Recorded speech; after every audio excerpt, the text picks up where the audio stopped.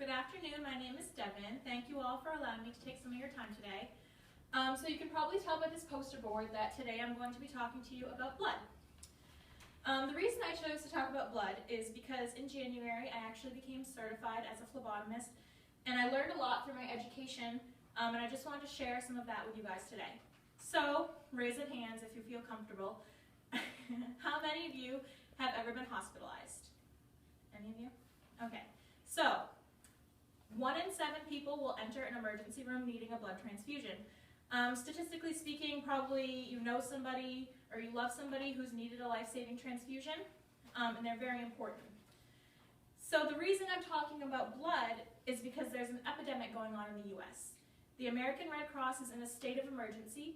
They can't keep enough blood on their shelves to save lives that are necessary for these transfusions. So I'm just going to give you some basic information about blood types, some statistics, and just really overall help educate you about the major problem that the American Red Cross is having. So, every 2 seconds, somebody in the US will need blood. That's a lot. It's not so far-fetched that in your lifetime, you or somebody you know is going to be that person that needs this life-saving transfusion.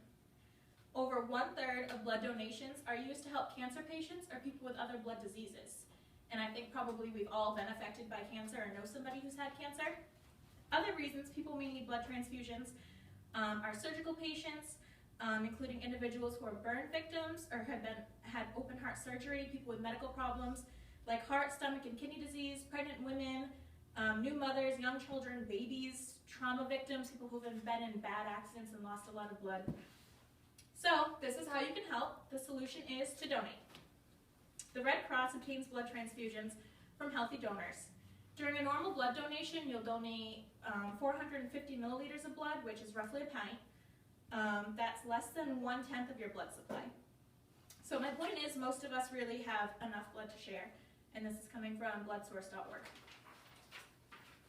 So one of the reasons blood donations are so crucial is because blood cannot be artificially made. Science and scientific medicine has really made leaps and bounds over the years. We can now create bones and muscles, transplant organs, and make robotic body parts, but creating blood is something that only the human body has mastered.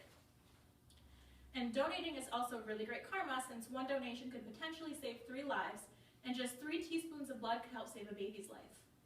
So to put that into perspective a little more, someone who donates regularly, which is once every 8 weeks, for 50 years, would potentially save 3,600 lives.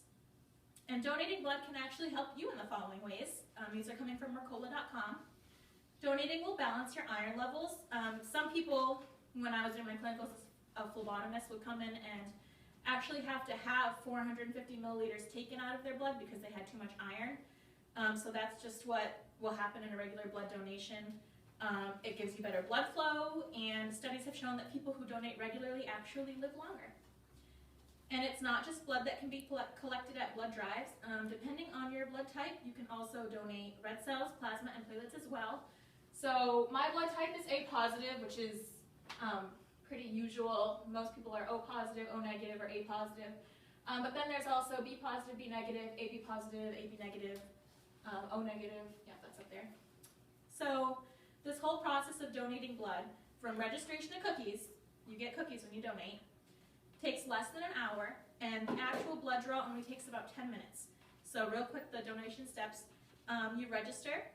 If you've already donated, you probably have a Red Cross card with your blood type and your donation dates on it. I meant to grab mine as an example, but I'm sure some of you already have one. They do a health history and a mini physical where we're going to answer some questions during a private and confidential interview. It's just like a brief health history, places you traveled. They'll also check your iron levels to make sure you have enough iron in your blood to donate. And then the donation is pretty quick. They clean and sterilize the arm, they use sterile needles for the blood draw, and they collect a pint of blood. And then at the end, they serve you refreshments and cookies, and you just sit for about 10 to 15 minutes just to make sure you're good to go. Some people get lightheaded, queasy. In the past, I know around here, the Red Cross has actually given out fare tickets and t-shirts to encourage people to donate because so many people don't donate. So 80% of these blood donations given to the Red Cross are collected at these mobile blood drives, like the ones we see around here. Schools, places of worship, colleges, community organizations, companies, military installations. There are many, many opportunities to donate. So with all that being said, Less than 10% of the eligible donation actually donates, and the two most common reasons people have said they don't donate are because they have never thought about it or I don't like needles. So, to review, blood donation is necessary, it cannot be made. Donating saves lives, it's free, it's local, you get free cookies, and you never know when you or somebody you might love needs a life-saving transfusion. And if you still don't want to donate, there are also other ways you can help. Volunteers carry out 90% of the humanitarian work for the Red Cross, so I really hope this presentation has made you think about how crucial blood drives are and how important donating is.